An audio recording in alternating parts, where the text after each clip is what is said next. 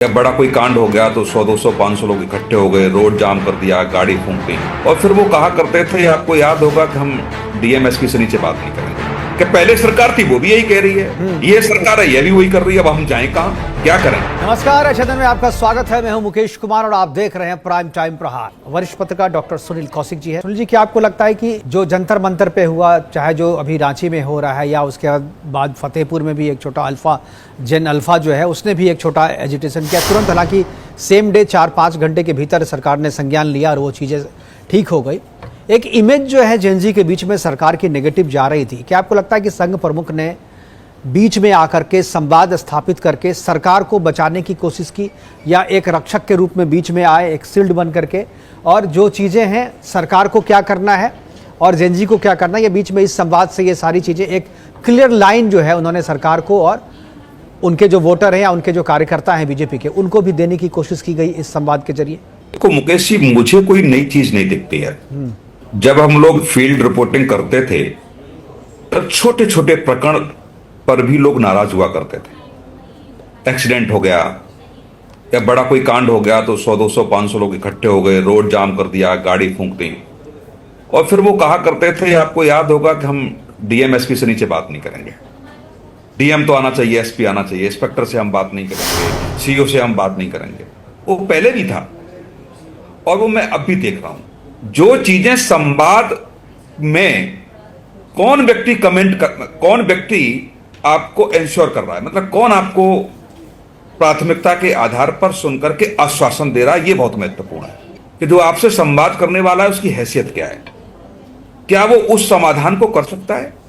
छोटे प्रकरण में हम कहते डिस्ट्रिक्ट मजिस्ट्रेट ने जो कह दिया बात मान लेते थे लोग और अपने आप उठ के चले जाते थे।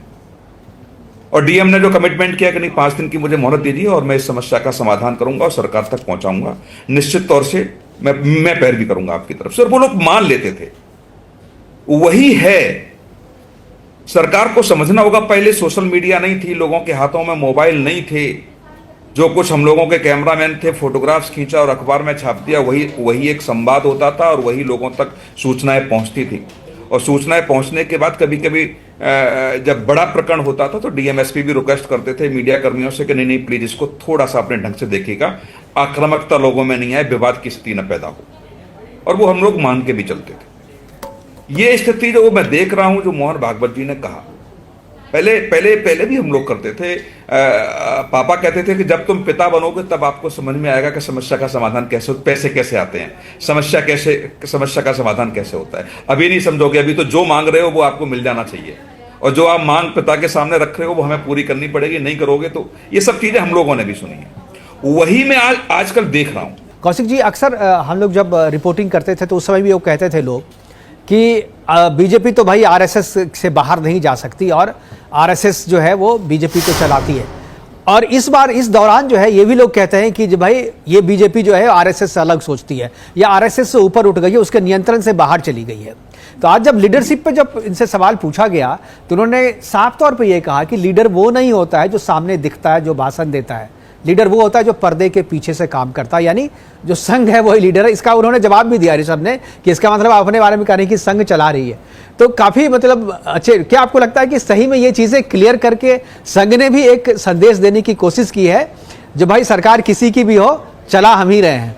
बहुत सिंपल भाषा में समझाने का प्रयास करूंगा मुकेश जी। जब हम लोग पिता से डांट खाते थे और जो चीजें हम कहते थे वो पिता नहीं मानते थे, सॉल्यूशन किसके पास होता था? दादा दादी के पास होता था ना।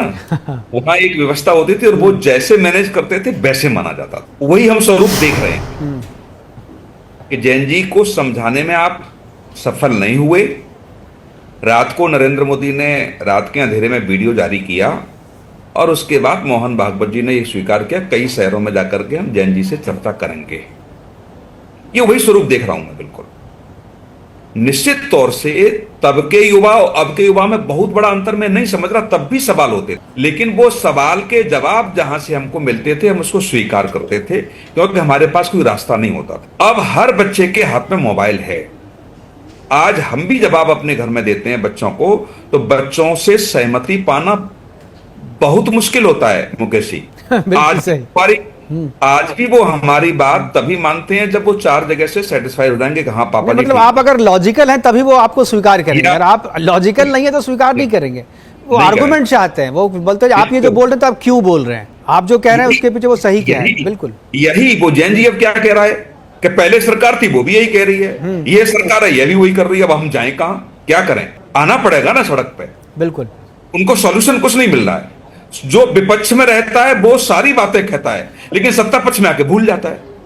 यही भारतीय जनता पार्टी की मांग विपक्ष में रह करके थी। कांग्रेस 2004 से लेकर 14 के बीच आप देखिए कि आंदोलन नहीं हुए, लेकिन भारतीय जनता पार्टी जितनी आक्रामक हुआ करती थी वो 2014 के बाद कांग्रेस आक्रामक है, भारतीय जनता पार्टी नहीं है। इसलिए जैन जी को सड़क पे आने पड़ा कि कब तक हम ये झेलते रहेंगे, कब तक हम ये सुनते रहेंगे कि किसी के पास सॉल्यूशन नहीं है। और जब हम किसी पर भरोसा विश्वास करते हैं तो ये पाते हैं कि हमें वो जिस भरोसे के साथ हमारे साथ संवाद किया गया वो भरोसा हमारा तोड़ दिया। 2024 में कानून बना, बड़ा अपेक्षाएं थी कि मोदी जी आए, कानून बनाया, अब ये सब कुछ नहीं होगा, 2 साल में ही खत्म हो गया वो। और जो भी पेपर लीक में जो भी बड़े चेहरे हैं वो जैन जी ने समझा कि कोई जेल नहीं जा रहा, किसी को सजा नहीं हो रही। कौशिक जी, क्या जो बांकीपुर का जो उपचुनाव था, मैं बाकी 2 जगह के नहीं किया, मैं बांकीपुर के उपचुनाव के बारे में कहूँगा। कौशिक स्वामी जी से तो इस पर बात हो गई है, मैं आपसे जानना चाहूँ क्या बांकीपुर का चुनाव जो था वो इस बदले हुई सोच का नतीजा आप मानते हैं, या लगता है कि कुछ इम्पैक्ट उसका भी था? आपकी आवाज नहीं आ रही सर। बिल्कुल था, ऐसी मानता हूं मैं इसको। जी।